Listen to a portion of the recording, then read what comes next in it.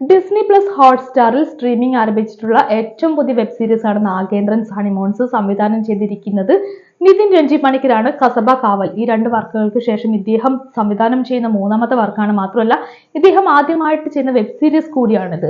ഇതിൽ കേന്ദ്ര കഥാപാത്രങ്ങളായിട്ട് എത്തിയിട്ടുള്ളത് സുരാജ് വെഞ്ഞാറമൂട്, അലക്സാണ്ടർ പ്രശാന്ത്, ഗ്രേസ് ആന്റണി, ശ്വേത മേനോൻ തുടങ്ങിയ ആർട്ടിസ്റ്റുകളൊക്കെയാണ്. സംഭവം ഇങ്ങനെയൊക്കെ ആണെങ്കിലും ഈ ഒരു വർക്ക് ഒരു തരത്തിലും എനിക്ക് ഇഷ്ടപ്പെട്ടിട്ടില്ല. എനിക്ക് വർക്കായിട്ടില്ല എന്നുള്ളതാണ് യാഥാർത്ഥ്യം. എന്തുകൊണ്ട് വർക്കായിട്ടില്ല എന്നുള്ള കാര്യങ്ങളെ കുറിച്ച് പറയാം.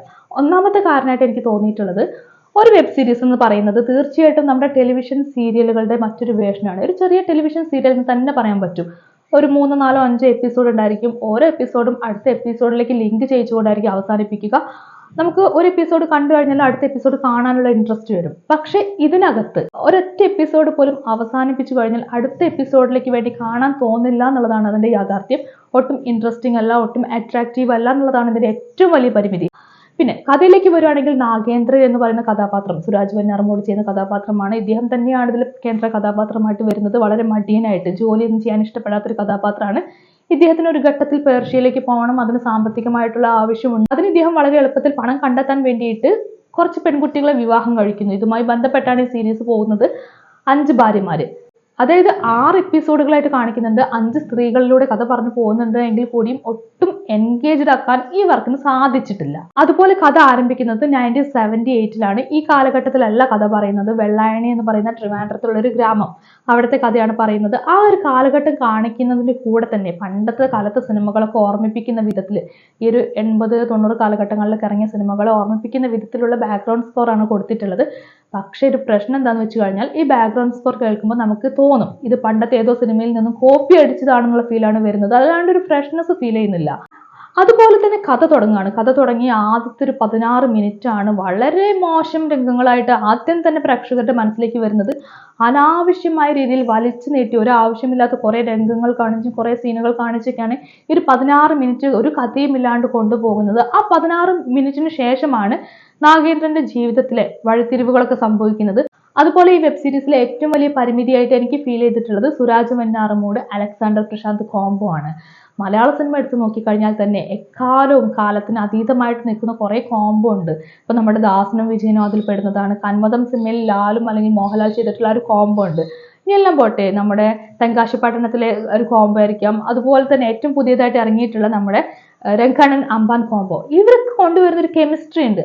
ഇത് 6 എപ്പിസോഡ് വരേക്കും സുരാജ് വെഞ്ഞാറമൂട്, അലക്സാണ്ടർ പ്രശാന്ത് നിലനിൽക്കുന്നുണ്ടെങ്കിൽ കൂടിയും ഈ ഒരു കോംബോ വർക്കായിട്ടില്ല. പ്രേക്ഷകർക്ക് ആ ഒരു കോംബോ വർക്കായിട്ടില്ല എന്നുള്ളതാണ് ഒരു വലിയ പരിമിതിയായിട്ട് എനിക്ക് തോന്നിയിട്ടുള്ളത്. കുറെ കൂടി നല്ല രീതിയിൽ കൊണ്ടുപോയിരുന്നുവെങ്കിൽ, മേക്കിങ്ങിലാണെങ്കിലും സ്ക്രിപ്റ്റിലാണെങ്കിലും ഒക്കെ നല്ല രീതിയിൽ കൊണ്ടുപോയിരുന്നെങ്കിൽ നല്ലൊരു കോംബോ ഉണ്ടാക്കാൻ പറ്റുമായിരുന്നു. അത് വലിയൊരു പരിമിതി, വലിയൊരു പരാജയമായിട്ട് എനിക്ക് തോന്നിയിട്ടുണ്ട്. സുരാജ് വെഞ്ഞാറമൂട് നായകനായിട്ട് വരുന്നെങ്കിൽ കൂടിയും തുടക്കം മുതൽ അവസാനം വരെ ഒറ്റ ഭാവം വെച്ചിട്ടാണ്, ഒരേ ഒരു എക്സ്പ്രഷൻ വെച്ചിട്ടാണ് പുള്ളി ഈ ഒരു വർക്ക് മൊത്തത്തിൽ കൊണ്ടുപോയിട്ടുള്ളത്. അതുപോലെ ഒരു ജീവിതം 5 ഭാര്യമാർ എന്നുള്ള ടാഗ് ലൈനിലാണ് ഈ ഒരു വർക്ക് മുമ്പോട്ട് വന്നിട്ടുള്ളത്.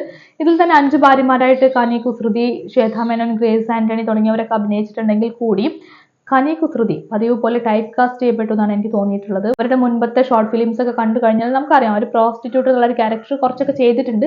അതുവേണ്ടി ഇവിടെ ടൈപ്പ് കാസ്റ്റ് ചെയ്യപ്പെട്ടു എന്നുള്ളത് ഒരു നിരാശ തരുന്ന കാര്യമാണ്. അല്ലെങ്കിൽ കനി കുസൃതി ആ ഒരു വേഷത്തിൽ നിന്നും മാറേണ്ടത് അനിവാര്യമാണെന്ന് എനിക്ക് തോന്നിയിട്ടുണ്ട്. ഇനി ഇങ്ങനെയൊക്കെ ആണെങ്കിലും ഇതിനകത്തെ ഏറ്റവും വലിയ പ്രശ്നം എന്ന് പറയാവുന്ന ഒന്ന് തന്നെയാണ് ആവർത്തന വിരസത എന്ന് പറയുന്നത്. ആദ്യത്തെ എപ്പിസോഡിൽ പറഞ്ഞ അതേ കഥ തന്നെയാണ് പിന്നെ ഓരോരോ എപ്പിസോഡിൽ വന്നുകൊണ്ടിരിക്കുന്നത്. കഥാ പശ്ചാത്തലം മാറുന്നുണ്ട്, കഥാപാത്രങ്ങൾ മാറുന്നതല്ലാണ്ട് വേറെ വ്യത്യാസങ്ങളൊന്നും വരുന്നില്ല. മാത്രമല്ല, ഏഷ്യാനെറ്റ് സീരിയൽ കാണുന്ന പ്രേക്ഷകർക്ക്, സൂര്യ ടിവിയിലെ സീരിയൽ കാണുന്ന പ്രേക്ഷകർക്കൊക്കെ ഇതിനേക്കാൾ ഭംഗിയായിട്ട് ഓരോ എപ്പിസോഡും അടുത്തതിലേക്ക് മുൻപോട്ട് കാണാനുള്ള ഒരു ഇൻട്രസ്റ്റ് വരും. ഇതിനകത്ത് ആവർത്തന വിരസത കാരണവും മേക്കിങ്ങിന്റെ പ്രശ്നം കാരണം ഒരു താല്പര്യവും ഒരു പ്രേക്ഷകർക്കും വരാനുള്ള സാധ്യത കാണുന്നില്ല. മാത്രമല്ല, അതോടൊപ്പം തന്നെ വളരെ പ്രഡിക്റ്റബിൾ ആണ്. ഒന്നാമത്തെ എപ്പിസോഡ് കണ്ട ഒരാൾക്ക് രണ്ടാമത്തെ എപ്പിസോഡും കണ്ട ഒരാൾക്ക് തീർച്ചയായിട്ടും ബാക്കി എന്ത് സംഭവിക്കും എന്നുള്ളത് വളരെ ഈസി ആയിട്ട് പ്രഡിക്റ്റ് ചെയ്യാൻ പറ്റുന്ന ഒരു കാര്യമാണ്. ഒരു എന്താ പറയുക, ഒരിടത്ത് പോലും അവരൊരു വെറൈറ്റി എന്ന് പറഞ്ഞ സാധനം കൊണ്ടുവന്നിട്ടില്ല. പിന്നെ ഇതിനകത്തുള്ള മറ്റൊരു പ്രശ്നം എന്താണെന്ന് വെച്ചാൽ, ഡയലോഗ്സ് വളരെ അധികം കുറവാണ്.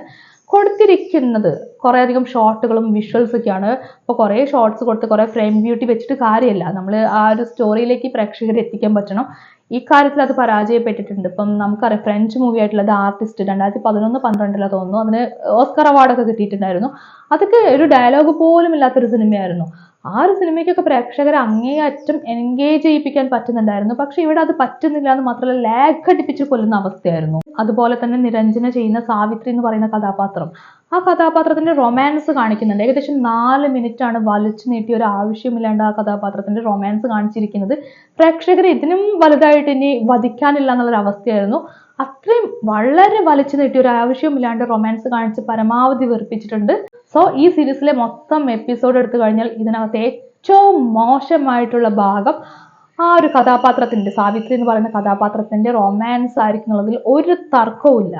ഇതൊക്കെ പറയുന്ന അതേ സമയം തന്നെ പ്രത്യേകമായിട്ട് പറയുന്നു, ഇതിനകത്തുള്ള കഥാപാത്രങ്ങൾക്കൊക്കെ ഡെപ്ത് വളരെ കുറവാണ്. പ്രത്യേകിച്ചും സ്ത്രീ കഥാപാത്രങ്ങൾക്ക് ഒട്ടും ഡെപ്ത് ഇല്ലാണ്ടാണ് ഓരോ കഥാപാത്രത്തെയും അവതരിപ്പിച്ചിരിക്കുന്നത്. അതേപോലെ തന്നെ അങ്ങേയറ്റം നിരാശ തരുന്ന ഒരു കാര്യമാണ്, ഇതൊരു ഹ്യൂമർ പിടിച്ചിട്ടുള്ള സിനിമയാണെന്നാണ് പറയുന്നത്. പക്ഷെ ഇത് കണ്ടാൽ ഒരു മനുഷ്യന് ചിരിക്കാൻ തോന്നില്ല, ഒരിടത്ത് പോലും ചിരി വരില്ല. പിന്നെ ഇതിന് DOP ആയിട്ട് വർക്ക് ചെയ്തിരിക്കുന്നത് നിഖിലസ് പ്രവീൺ ആണ്. അദ്ദേഹം ഓൾറെഡി പ്രൂവ് ചെയ്തൊരു കലാകാരനാണ്, ദേശീയ അംഗീകാരമൊക്കെ കിട്ടിയിട്ടുണ്ട്.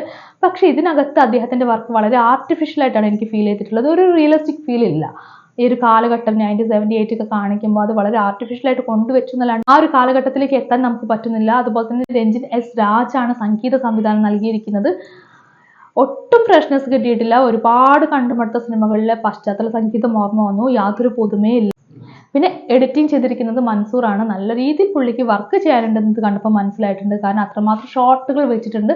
അത് വെച്ച് പുള്ളി എഡിറ്റ് ഒക്കെ ചെയ്തിട്ടുണ്ടെങ്കിൽ കൂടി ഒട്ടും എൻഗേജിങ് അല്ല എന്നുള്ളതാണ് ഏറ്റവും വലിയ പ്രശ്നം. സോ ഈ വർക്ക് മൊത്തത്തിൽ എടുത്തു കഴിഞ്ഞാൽ അൺഇമാജിനേറ്റീവ്ലി അഥവാ ഭാവന ശൂന്യമായിട്ടുള്ളൊരു വർക്ക് എന്നാണ് എനിക്ക് പറയാനുള്ളത്, അല്ലെങ്കിൽ എനിക്ക് തോന്നിയിട്ടുള്ളത്.